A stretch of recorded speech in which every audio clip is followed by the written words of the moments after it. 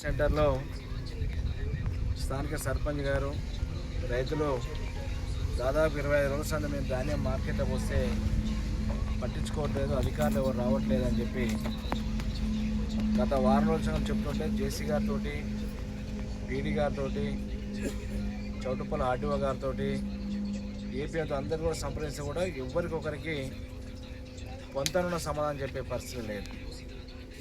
దాటా వేసే కార్యక్రమం చేస్తున్నారు.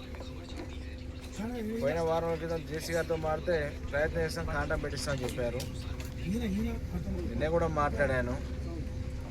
కారణం ఏంటంటే ఇక్కడ ఐకేపీ సెంటర్కి గవర్నమెంటే సెంటర్ అలాట్ చేసింది, ఇటు పిఎస్సి సెంటర్కి సెంటర్ ఒకటి అలాట్ చేశారు. ఇంద్రపాల్ నగర్లోనే ప్యాడీ ప్రొక్యూర్మెంట్ ఎక్కువ ఉంటుంది. ఇక 2 సెంటర్ 3 సెంటర్ పెట్టి కూడా సరిపోని పరిస్థితి ఉంటుంది. ప్రతి ఇయర్ కూడా సీజన్లో అదే పరిస్థితి చేస్తుంటాం. కానీ ఇక్కడ స్థానికంగా సర్పంచి స్థలం సరిపోదుగా అని చెప్తే ఒక రైతుతో మాట్లాడి దాదాపు 10-15 ఎకరాల భూమి ఐకేపీ సెంటర్కు ఫ్రీగా ఇప్పించండి, డబ్బులు కట్టకుండా ఇప్పించండి. ఇదే పిఎస్సి సెంటర్ వాళ్ళు స్థలం తీసుకుంటేనేమో 35-40 వేల రూపాయలు ఖర్చులు రాస్తారు. ఇక్కడ ఖర్చు లేకుండా సంఘాలకి మరి స్థలం ఇప్పిస్తే సర్పంచ్ గారు ఇప్పించిన స్థలంలో మనం ధాన్యం పోస్తే కాంట పెట్టొద్దని చెప్పి ఒక రాజకీయ కోణంలో అధికారులను రాకుండా ఇబ్బంది పెట్టే కార్యక్రమం ఇక్కడ కొంతమంది వ్యక్తులు, ఇక్కడ ఉన్న నాయకత్వమే కానీ కాన్స్టిట్యూన్సీ నాయకత్వం కానీ పని కట్టుకొని రైతులను ఇబ్బంది పెట్టే కార్యక్రమం. సర్పంచ్ ఊరి సర్పంచ్ కాదా? ఈ ఊరు ప్రజలు ఓట్లతో ఎన్నుకోలేదా? రైతులకు ఇబ్బంది అవుతుందని చెప్పి సెంటరానికి స్థలం చూస్తే ఆ సెంటర్లో పడితే మేము పెట్రోల్ చెప్పి అధికారులను బ్లాక్మెయిల్ చేసుడు, బెదిరించుడు. ఆడ ఐకేపీ సెంటర్ బ్యానర్ పెడితే బ్యానర్ తీయమంటే తీసినంటే ఓటు తీయమంటే పలానా వ్యక్తి తీయమంటే తీసిన అని చెప్తే బ్యానర్ పెట్టలేదు, నువ్వు తీసినందుకు చెప్తున్నావు అధికారం ముందర ఆర్డీఓ ముందని చెప్పి ఆర్డీఓ ముందర స్వయాన ఏపీని కొట్టబోతున్న ఒక రౌడీ.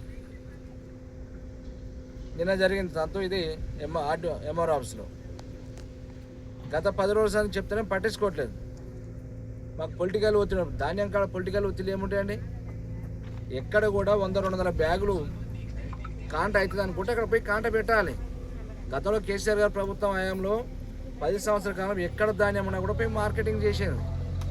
ఎక్కడ కూడా 10 రోజులు కూడా ఇబ్బంది జరగలేదు. మార్కెటింగ్ చేయడం, అది వర్షాకాలం కానీ ఎండాకాలం కానీ ఎక్కడ కూడా ఇబ్బంది జరగకుండా మిల్లర్తో కోఆర్డినేట్ చేసుకుంటా అధికారులతోటి లారీ అసోసియేషన్ తోటి ఇబ్బంది లేకుండా చేసినాం. కానీ ఈరోజు ఏం చేస్తారు? మిల్లు కాడ 5 కేజీలు కట్ చేస్తారు.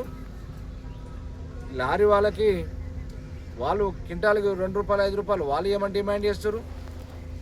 లాస్ట్కు హమాలీలు బీహార్కి వచ్చి పనిచేస్తారు. రైతు దగ్గర క్వింటాల్కేమో ₹40 వసూలు చేసి హమాలీలకేమో ₹23 కట్టిస్తారు. అంటే ఈ ఊర్లో ఇప్పుడు ఏంటంటే ఫస్ట్ టైం ఈ ఓటు అయినడం అంటే హమాలీలు ఎక్కడి నుంచో రాష్ట్రంకి పొరుగు రాష్ట్రంకి వచ్చి కష్టపడి పనిచేసుకొని వస్తే ఆ బీహార్కి వచ్చిన అమాల దగ్గర కూడా నోరు కొట్టి అలా రక్తం తాగుతారంటే ఎంత దుర్మార్గుడు. ఆయన పాపం దాన్ని చేస్తారు పురుగుబడి. మిల్లు కాడ మీకు కమిషన్ కావాలి, లారీ దగ్గర కమిషన్ కావాలి, అమాలి దగ్గర కమిషన్ కావాలి. టోటల్ రైతు దగ్గర మార్కెట్లో 2.5 కేజీ దండి కొట్టాలి. అంటే ఓవర్గా అంతా కలిసి రైతుకు భారం అయితే గుదిబండలాగా తయారవుతుంది. ఇప్పుడే మళ్ళీ జేసీ గారితో మాట్లాడడం జరిగింది. ఇంద్రపాల్ నగర్ సెంటర్ ఈరోజు మీ నెంబరింగ్ ఇచ్చి కాంట పెట్టకుంటే రేపు మేడే ఉంటుంది, ఎల్లుండి వచ్చి కలెక్టర్ ఛాంబర్లో మీ ఛాంబర్ల కోసం ధర్నా చేస్తాం రైతులతో అని చెప్పి చెప్తే వాళ్ళు సానుకూలంగా స్పందిస్తారు. రాజకీయం మీద చేస్తాం సార్, ఇవాళ నెంబరింగ్ ఇస్తామని చెప్పి జేసీ గారు చెప్పడం జరిగింది. ఖచ్చితంగా పారదర్శకంగా ఉండాలి మార్కెట్లలో. ఈ నగరికల్ నియోజకవర్గంలో ఒక ప్రైవేటు సైన్యంతో నడుస్తుంది మార్కెటింగ్ సెంటర్ తప్పితే అధికారుల చేతులు లేదు.